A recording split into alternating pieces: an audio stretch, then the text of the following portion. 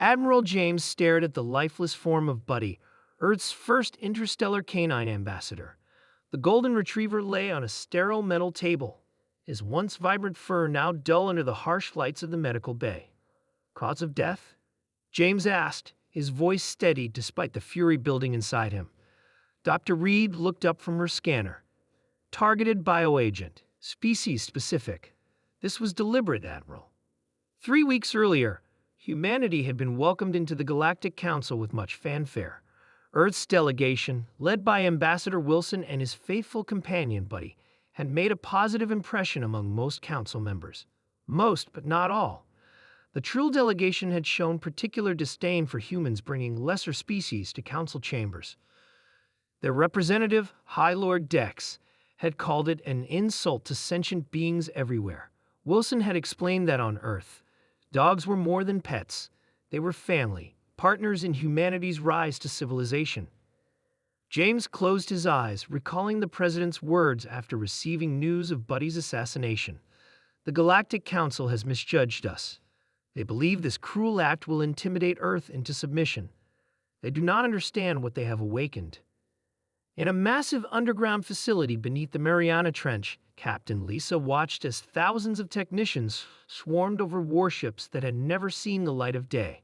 Project Sentinel had been humanity's insurance policy, a fleet built in secret since first contact 50 years ago. All ships report ready for deployment, Captain, her XO, Mike announced. Lisa nodded. Begin Operation Watchdog. Within hours, 500 advanced warships emerged from hidden bases across Earth's oceans. The vessels employed technology reverse-engineered from crashed alien ships and enhanced by human ingenuity.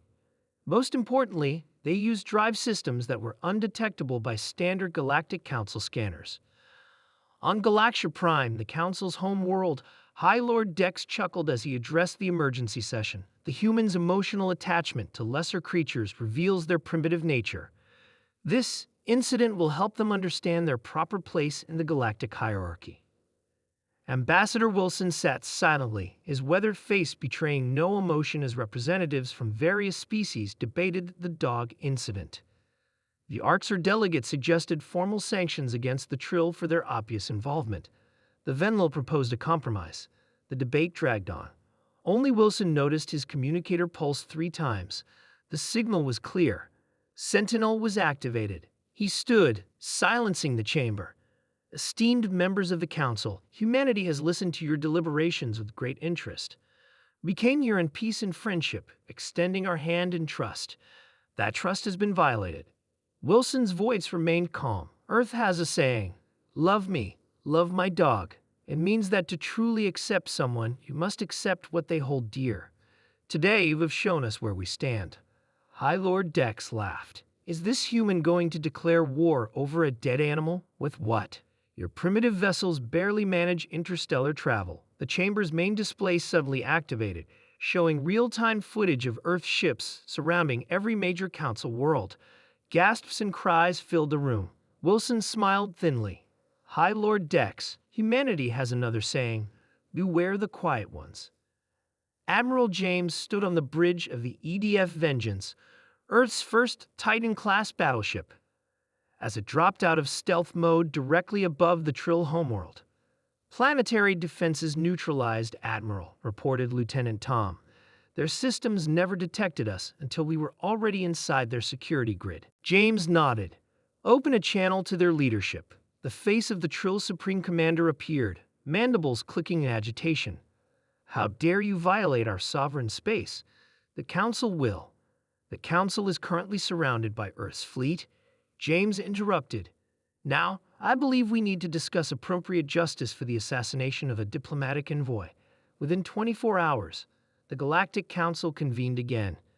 This time, Earth's delegation sat at the center table, a position reserved for founding members. The evidence had been irrefutable. The Trill government had orchestrated Buddy's death as a test, to see how humanity would respond to provocation. They had expected diplomatic protests, perhaps economic sanctions, not the sudden appearance of a technologically superior armada that had remained hidden for decades. The Council's security director, an ancient being named Krell, addressed the assembly. The human capacity for both patience and decisive action is unsettling. They built this fleet in secret while smiling at our diplomatic missions. They mastered technologies we believed beyond their comprehension, all while we discussed whether they were evolved enough for full membership. Ambassador Wilson stood again. Earth does not seek dominance or revenge. We seek partnership, but on equal terms. The death of one dog has revealed the character of our civilizations. Yours chose assassination as a political tool. Ours chose preparedness without provocation. He placed a small hologram projector on the table. He activated to show images of thousands of Earth species, from dogs and cats to whales and eagles. These are not just animals to us. They are our companions on an evolutionary journey. To understand humanity, understand this. What we love, we protect, without exception. 1 month later, a memorial garden opened in Central Park, New York. At its center stood a statue of Buddy, tail raised, eyes alert, the pose of a good dog on watch. Admiral James and Captain Lisa stood among the crowd as President Clark unveiled the monument.